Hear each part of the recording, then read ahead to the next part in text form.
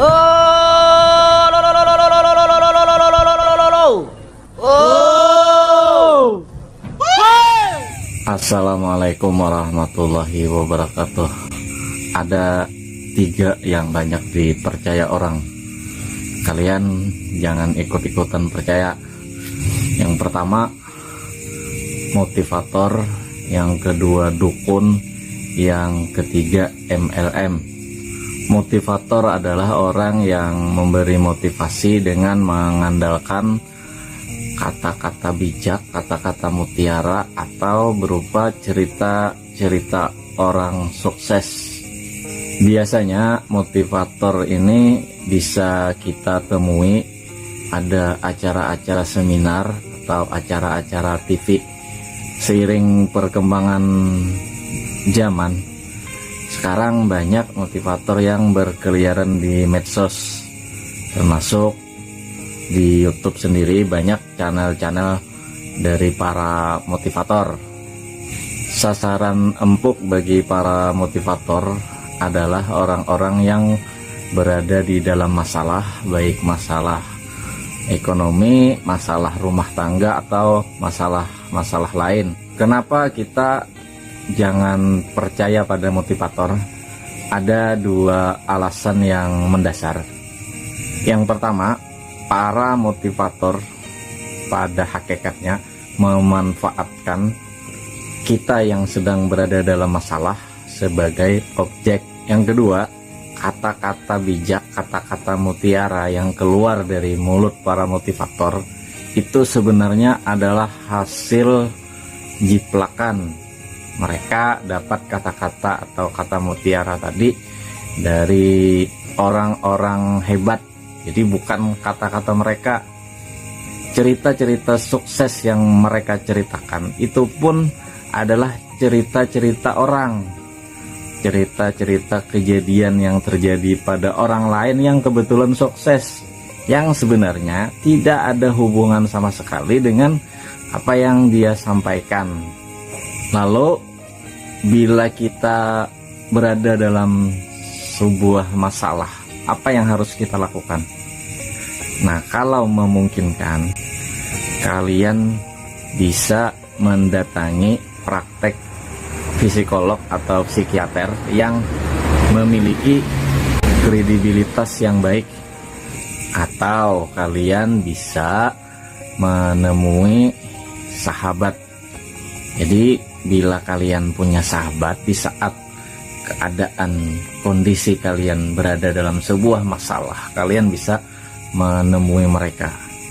Tapi saya bisa memahami bahwa biasanya apabila kita berada pada sebuah masalah, apalagi masalah ini adalah masalah keterpurukan secara ekonomi, kita mungkin bisa saja sudah tidak memiliki sahabat.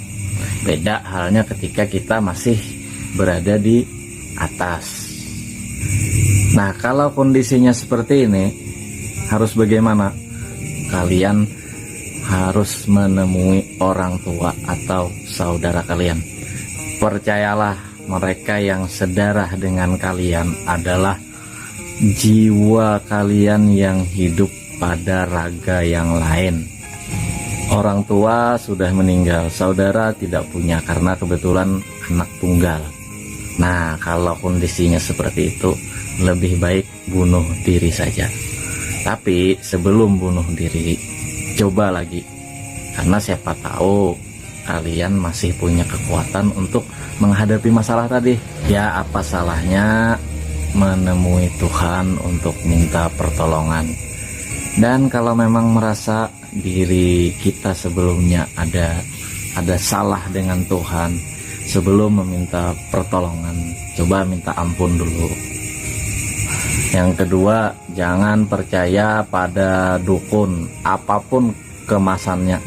Apakah dukun dengan baju dukun, dukun dengan baju peramal, atau dukun dengan baju ustadz, dengan baju kiai. Jangan sesekali kalian percaya pada dukun. Dahulu pada era SDSB banyak dukun yang menjual nomor jitu. Nah, kenapa mereka harus menjual nomor-nomor gitu? Kenapa tidak dipakai sendiri saja? Fenomena semacam ini sebenarnya sekarang masih ada, tapi pada pola yang berbeda.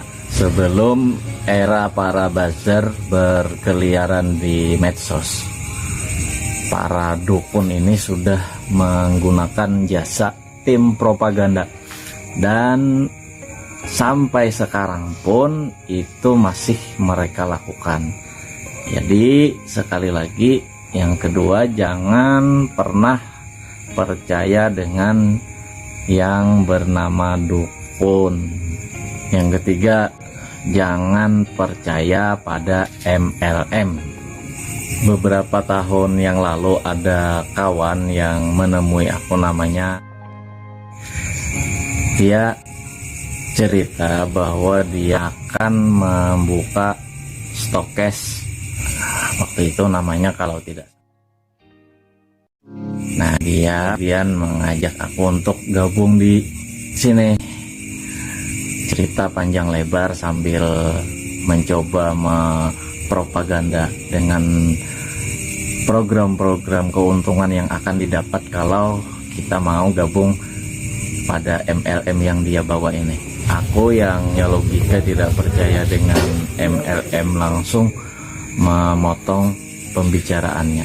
Setelah itu dia berhenti mengajak aku, dia hanya minta dikasih pinjam tempat untuk mengadakan pertemuan. Karena kebetulan waktu itu aku ada tempat yang lumayan besar. Maka pada waktu yang sudah ditentukan, pada suatu malam mereka mengadakan pertemuan di tempat tadi.